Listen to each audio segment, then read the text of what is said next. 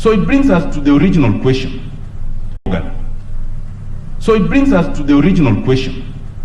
Now that the Superior Court has said Wanjiku is the only person who can initiate popular initiative, and Wanjiku cannot be assisted by any state organ, but Wanjiku cannot go to the Supreme Court, how does Wanjiku get advice on whether what they want to change is basic structure or not? That is the conundrum. My lords, the second point, before I come to on history, submitted by my learned friend Mr. Paul Mwangi.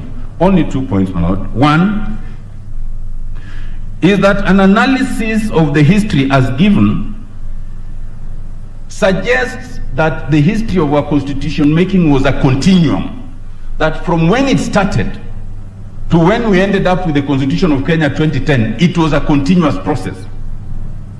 And therefore, the court indiscriminately refers to bits and pieces in that process without acknowledging that our constitution making was a disjointed process where at times the documents that were presented were rejected, including in a referendum in 2005. And therefore, when you refer to documents and arguments made before, you must be very careful, because you could be referring to things that were expressly rejected by Kenyans. And it is important to note, and Paul Mwangi pointed out this yesterday, that ultimately, in terms of construing the Constitution of Kenya 2010, the starting point ought to be the Constitution and the report of the Committee of Experts and the submissions thereof, because it's what resulted in the new Constitution. Many processes before that died at stillbirth or died at the hands of Kenyans. And you cannot easily refer to them as if they are what instructed the ultimate text of the Constitution. And the second and last point on it, my lord, is that the decision intentionally diminishes the role of political consensus and suggests that the document that we have was entirely a result of the decisions of Kenyans. My lord, just one example. Ultimately, the most contentious issue in constitution making was the system of government, the type of executive we are to have. And today, my lords, we have a presidential system, almost pure presidential system. My lords, as you will see in the report of the Committee of Experts, and I invite you to look at volume 4, page 1551, paragraph 6.1.5.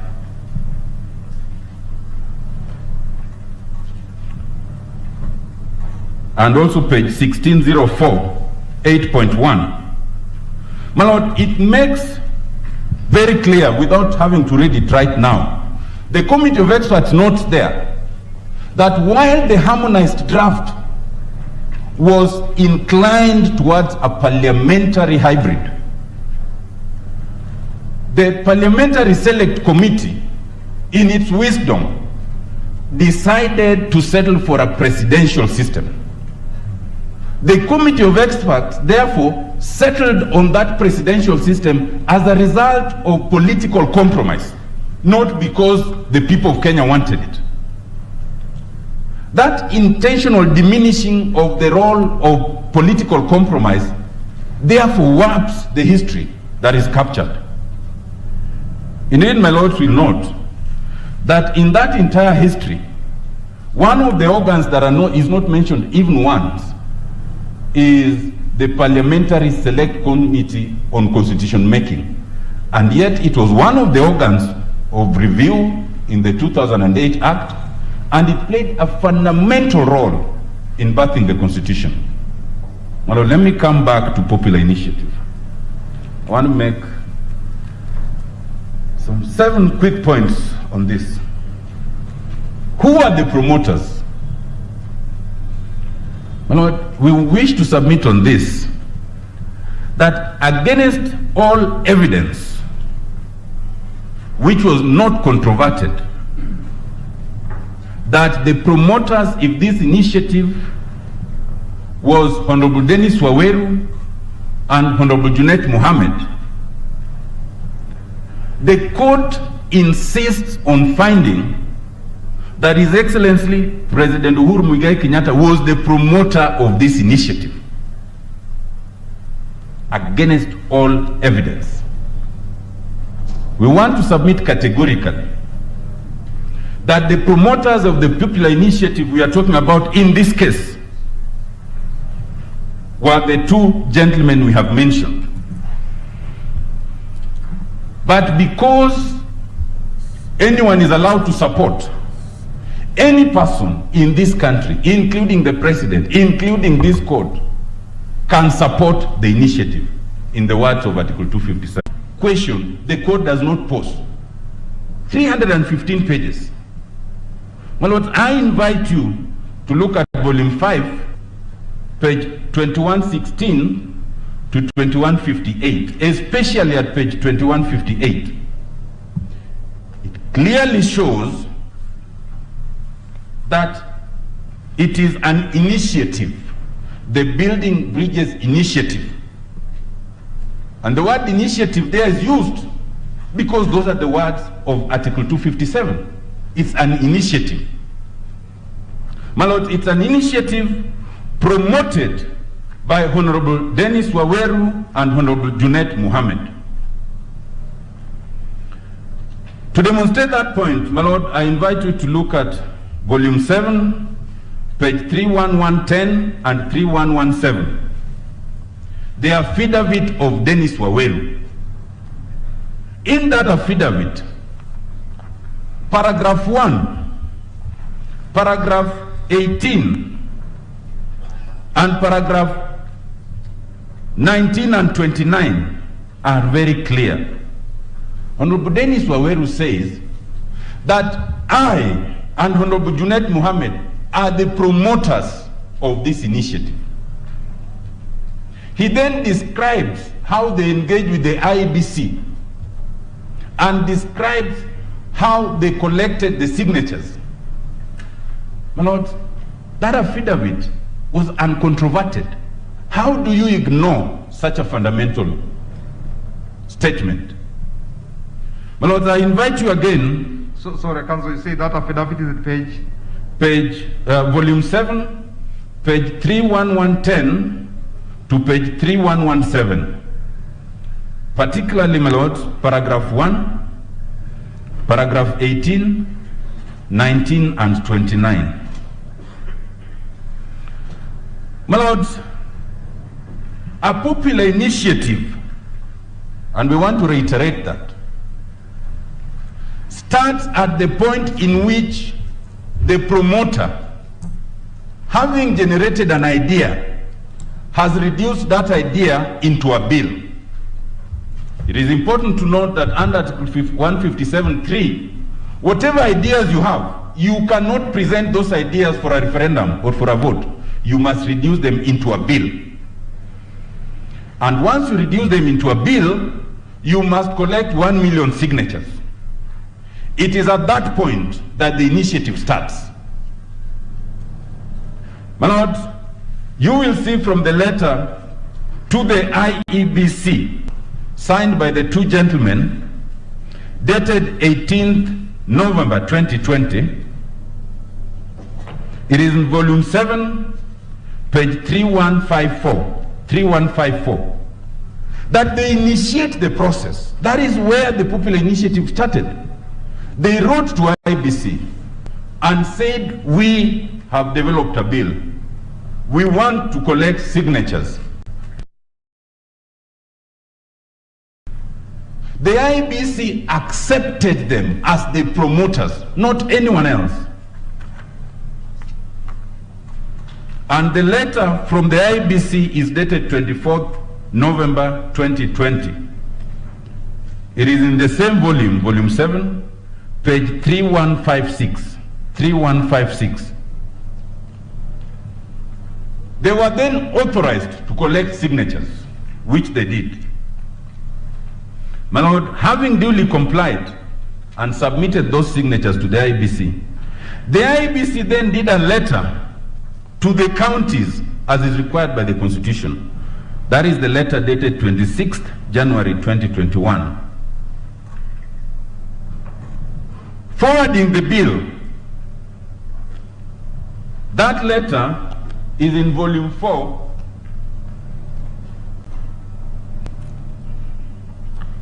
volume 4 of appeal, page 1884.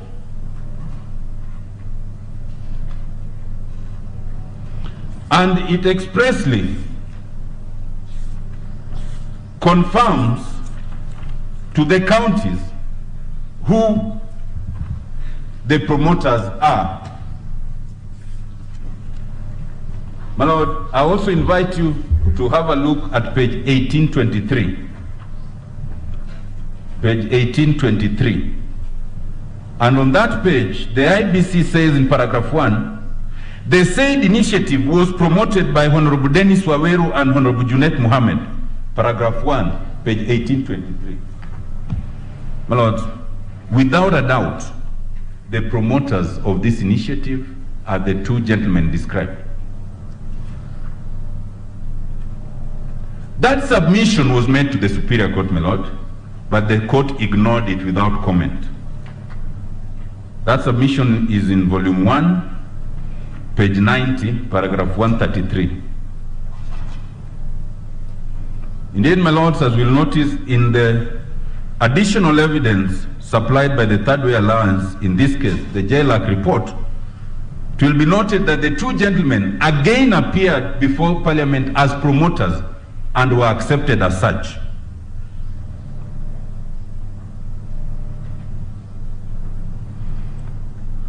My last point on this, my lord, a lot of argument has been made in respect of a task force, in respect of a select committee, and otherwise.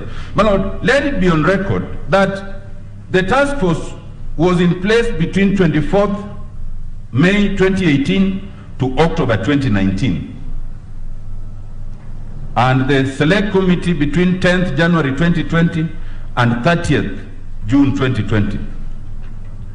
As of 30th June 2020, there was no task force, there was no select committee. And an effort to tie those two bodies to this initiative is therefore futile. My lord, let me move to the next point. Can the president initiate a popular initiative? Our position is that in this case the president did not, but nothing in law stops the president from doing that. There are a number of reasons, but I'll move over them very quickly. Other than the fact, and this was submitted by Mr. Karoro yesterday, that in terms of the Constitution, there is nothing on the face of the Constitution that stops the president.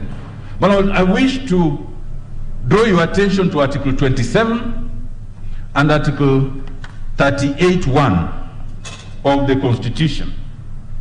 My Lord, Article 27 speaks to equal protection of every person, including the president, equal protection of the law. But more importantly, my Lord, which was not considered by the court, is the political rights under Article 38(1)(c). It allows any person and every citizen of the right to campaign for a political party or cause, and the catchphrase is cause. You can campaign for any cause. And the issue here, my Lord, is that these two provisions are in the Bill of Rights. Are they limited in terms of excluding the president? If they are to be limited, you must come to Article 24. And Article 24 requires that to limit any right, it must be limited by law. In this case, read legislation. Is there any legislation that limits the president from this initiative? The answer is no. If there was to be any legislation, then again the court would be called upon to look at it and determine whether it is reasonable in an open and democratic society. My Lord, my learned friend Mr. Karori explained yesterday that the misconception in the judgment is the supposition that the president is in control of parliament, and that is true. It supposes that to be president, you will always be in a party that is majority in parliament. It is a misconception of a presidential system. You can actually be in the minority, But it can be worse. You can actually have no parliamentary party because our constitution allows an independent to be president. So can it be said in fairness that you as president, your only avenue is parliament, where you may not even have a party?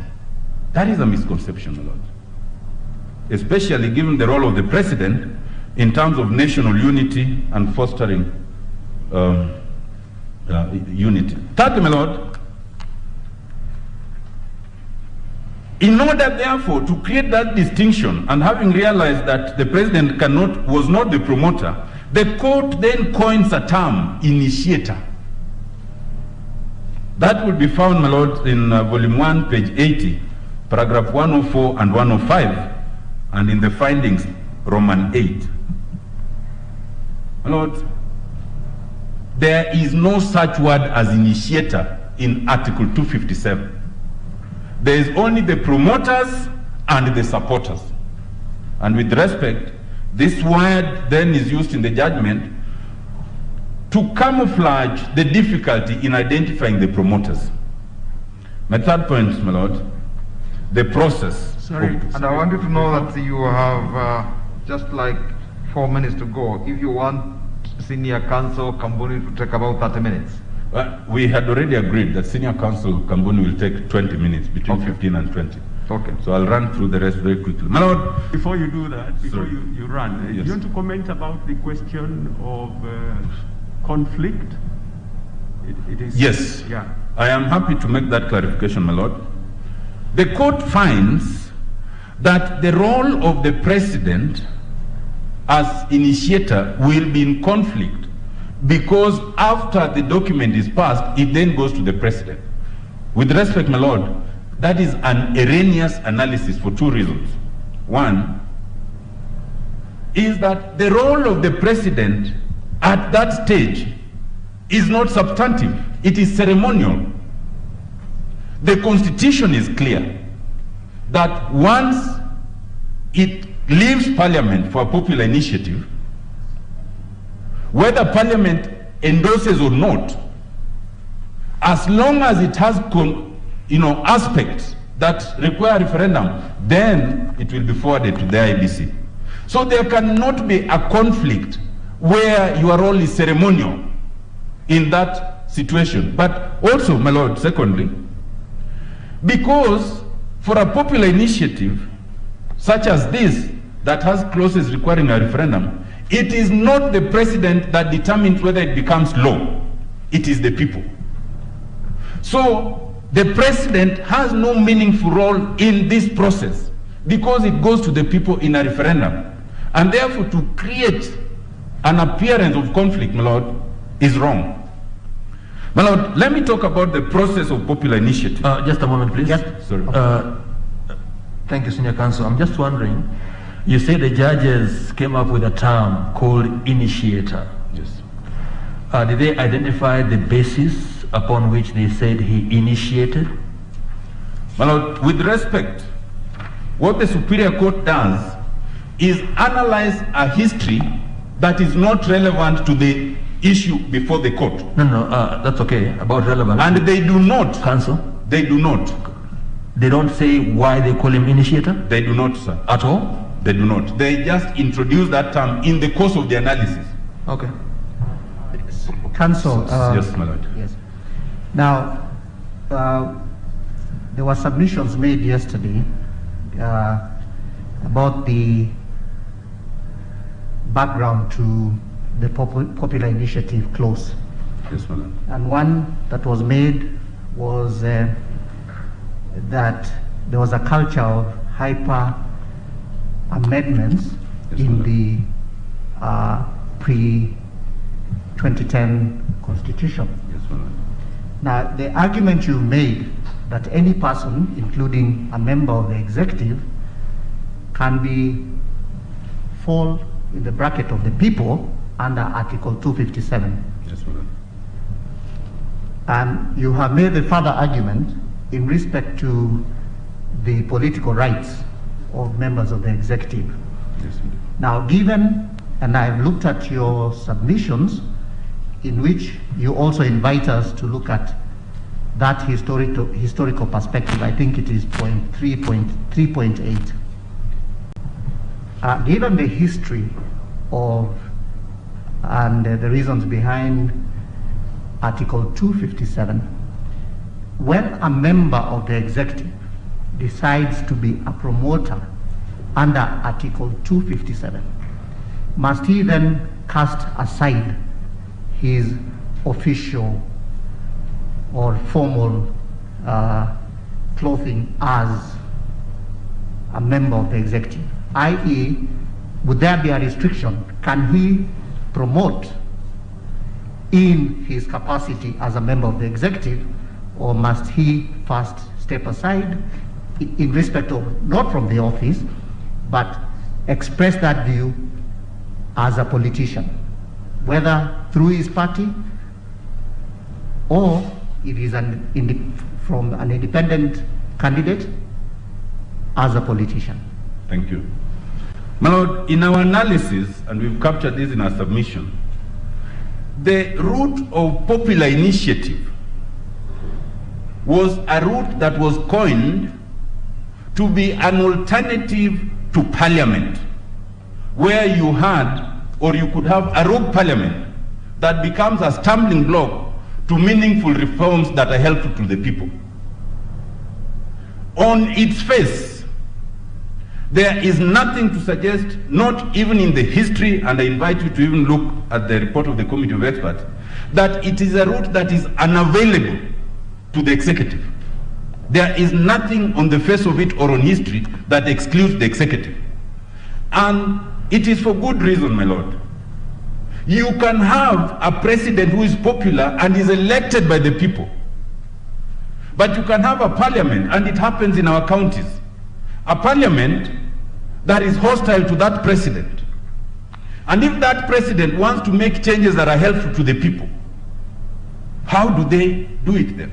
They may have been elected on a certain platform of change, and they want to effect that change. You must allow them that if parliament cannot help them make that change, they go directly to the people and they initiate it. Therefore, in that event, even though it's not the case here, there would be nothing to step away from. My Lord, quickly on the stipulations of the process, we want to submit, and we made this point, that Article 257 on its face is onerous. It is a principle of constitution making that where you should make a constitution that is not too easy to amend, but not impossible to amend. And that is the balance that Article 257 strikes. To amend under popular initiative, there are 14 onerous provisions that you require, and they are in our replying submissions. My Lord, they are onerous but possible. We wish to submit, my Lord, that in substitution of that 14-point process, the Superior Court then replaces that with 10 points which are impossible to achieve, completely impossible. And I'll go through them very fast. My Lord, first, the court says that it is Wanjiku who must conceive the idea. Under Article 257(3), once Wanjiku conceives the idea, then they must reduce it into a bill. That ordinary person must now write the technical bill. Without assistance of the Kenya Law Reform Commission, the Attorney General's Office, Parliament, or anyone, Wanjiku must write that bill. Having written that bill, then Wanjiku must translate that bill into English, into Swahili, into Braille, into Kenya Sign Language, and into all the indigenous languages. Those are the words of the judgment. Wanjiku must translate those. Even the Bible has not been translated into all the constitutions. My Lord, even when we were writing the constitution that is now before us, we only translated it into English and Swahili. But the court now says, translate it into all the indigenous languages. And you know, my Lord, we've never even settled how many indigenous communities we have in this country. Some say if it's tribes, we have about 44. But if it's indigenous communities, they're about 76. So Wanjiku is supposed to do all this. Then Wanjiku, my lord, thirdly, must make sufficient copies to distribute. My lord will note that the judgment says that the committee of experts did not make sufficient copies. You will see that in volume 4 of the digest, page 1566 to 1567. And yet, my lord, the committee of experts made 6.9 million copies. So Wanjiku must make more than 6.9 million copies. My lord, that is not enough. Wanjiku must then do civic education. That is the fourth stage. And given the earlier finding, that civic education must also be in the languages that is understood by those people. This same Wanjiku, number 5, will then present this bill to the IEBC as a promoter. But before presenting it, there's another requirement. One, Wanjiku must ensure that the IEBC has undertaken national registration of voters, because the court finds that you cannot do a referendum before IEBC does that. Wanjiku must also ensure, secondly, on that question, that they seek the opinion of the court, whether the amendments are basic structure or not, and I spoke to that earlier. Wanjiku must ensure, thirdly, that in seeking that opinion, and without either being national government or county government or state organ, they somehow get the audience of the Supreme Court. It is not stated how. But my lord, that all in terms of presentation to the IEBC. There's a sixth hurdle. Once it is presented, and you know the bill has been generated by Wanjiku, and there is no obligation for IEBC to help Wanjiku anywhere, then Wanjiku must provide sufficient copies of the bill, sufficient enough to be distributed to the 47 counties. Enough for those counties to also undertake public participation. And then Wanjiku, number 7, will then traverse the 47 counties, talking to them and persuading them, so that at least 24 out of 47 can endorse the bill in order to move forward. That is the 7th step. If Wanjiku overcomes that, then now the bill is sent to the 2 houses of parliament, the Senate and the National Assembly, and that's the 8th step. At that point, Wanjiku must engage with the 2 houses during their public participation to explain and undertake public participation and persuade them to endorse it.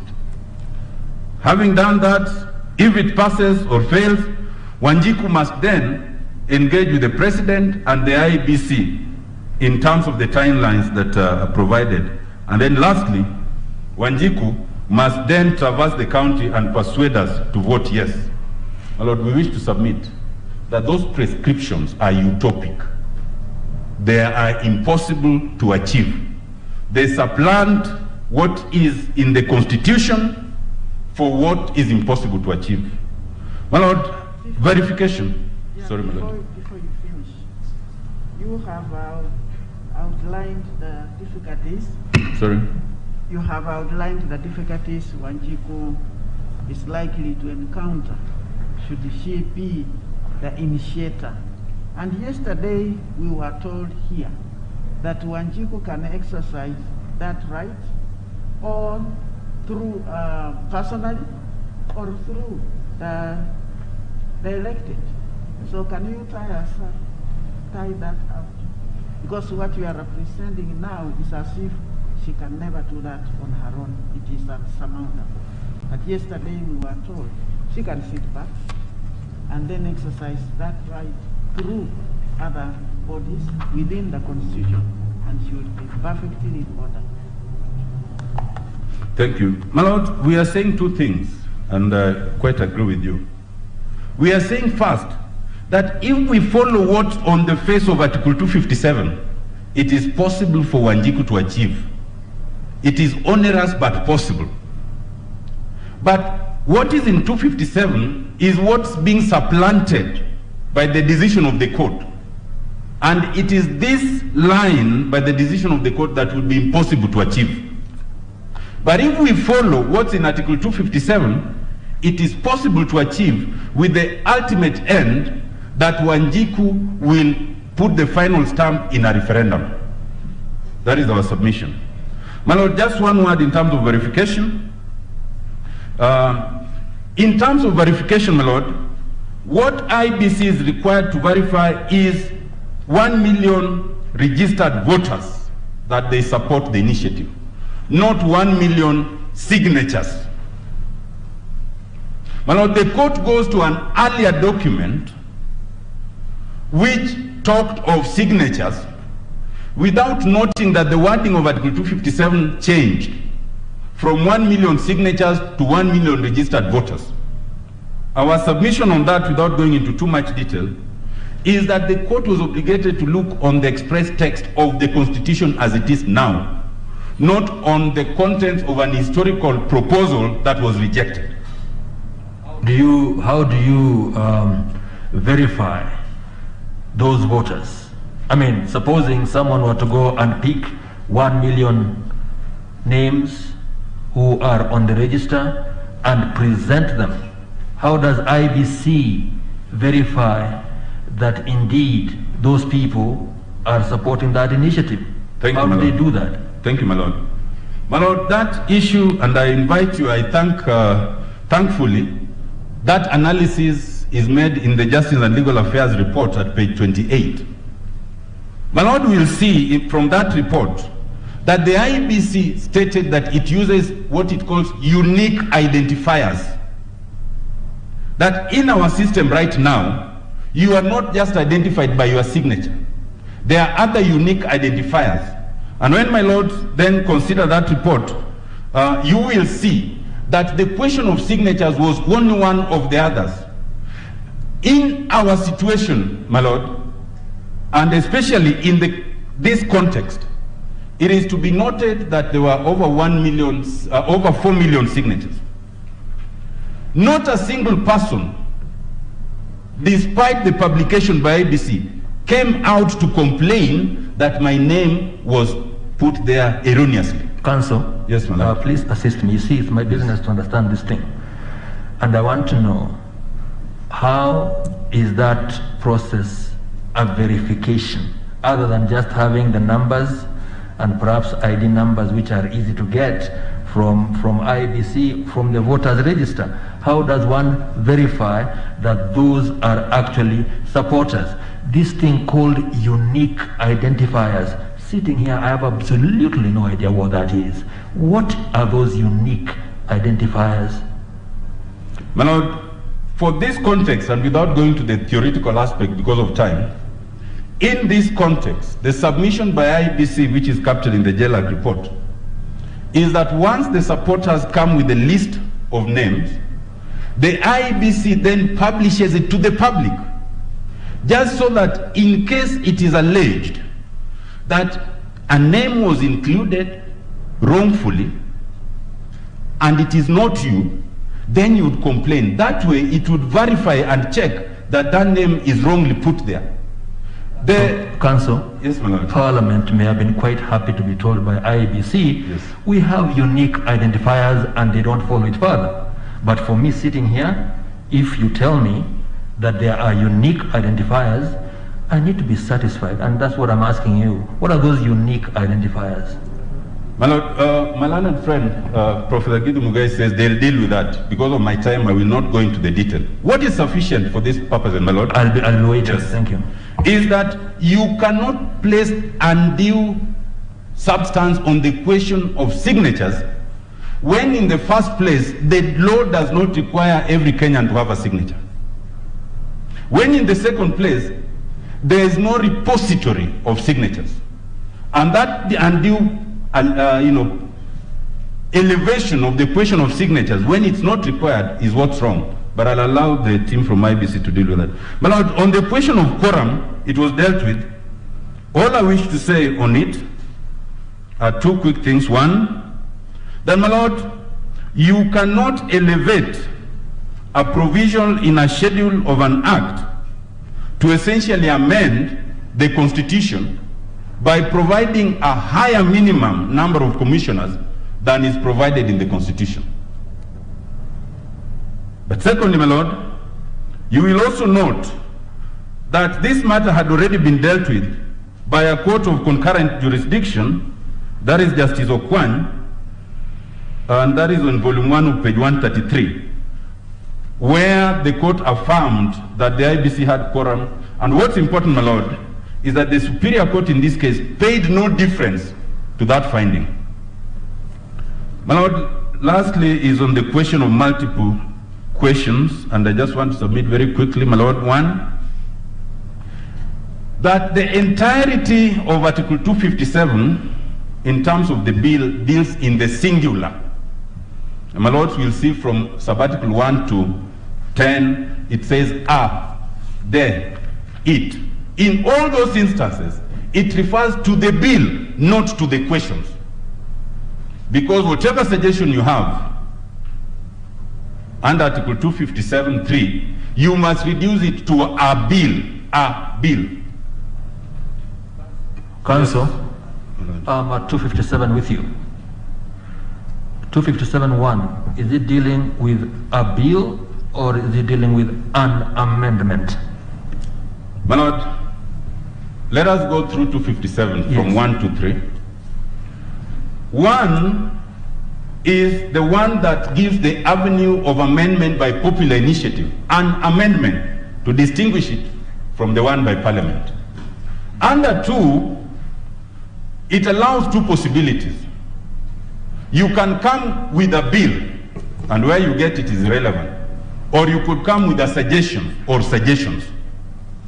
But if there are suggestions, and that's the important aspect, you cannot bring those suggestions to a referendum. You must reduce them to a bill. Okay? Under 3. And the word is shall. You shall formulate it into a draft bill. Not draft bills. A draft bill. Whatever it is. And we can demonstrate that. My Lord, when you continue, and even the question that was posed yesterday in subarticle 10, whenever you talk of it, there, it refers not to a question. And learned senior Mr. Rengo submitted on this yesterday. The rosy idea that you can bring questions to a referendum is one that arises from the Elections Act, section 49. And it allows the possibility that you could pose a question, should Kenya still remain within the East African community, as a question. But when it comes to an amendment, there is no such latitude. You must reduce it into a bill, and it is that bill, a bill, the bill that is considered. It does not allow of the possibility of multiple questions. The corollary to that, my Lord, and I invite you to look at the finding by Justice Otiende in the case of Titus Lila, volume 6, page 2650, all the way to 2656, where he makes two important findings. One, that Article 257 itself is a complete framework. It does not require anything else to enable it. It is complete. And in fact, he goes ahead to find that to try and direct IBC on how to undertake a referendum is a usurpation of their jurisdiction. Mr. Otiende, do you still intend to give your other counsel 20 minutes? I am now 2 minutes and I'm done, my Lord. I think it's the questions that... 2 minutes.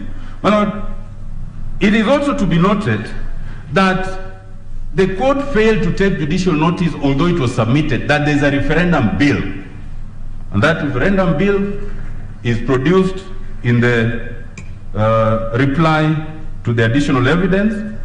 And in detail, without explaining, it demonstrates why you cannot, why Parliament adopted the view that you cannot have multiple referendum questions. Indeed, my Lord, if you were to accept that you are to have multiple referendum questions, then it cannot only be for the voter at the referendum. Will you have those multiple referendum questions to the counties? Will you have them to Parliament when they are considering it? The answer is no. It would result in unimaginable difficulties, and you would not have a constitution. My Lord, lastly, is to say that the JLAC report that is annexed is not a finding as submitted by the respondents, but as shown on its face, they are notes which were meant to assist members of parliament in making a determination whether to vote yes and no or no. And they are notes that contain the majority view of parliamentarians and the minority view. And it is a document that did not require and was not adopted by parliament. It is of no probative value for this discussion, except for academic purposes. But to that extent, and all this is captured in our reply, on all 8 material points that the court found on, the JLAC report found to the contrary. My Lord, I now wish to invite my colleague, Senior Counsel Lucy Kamboni, to continue. Thank you.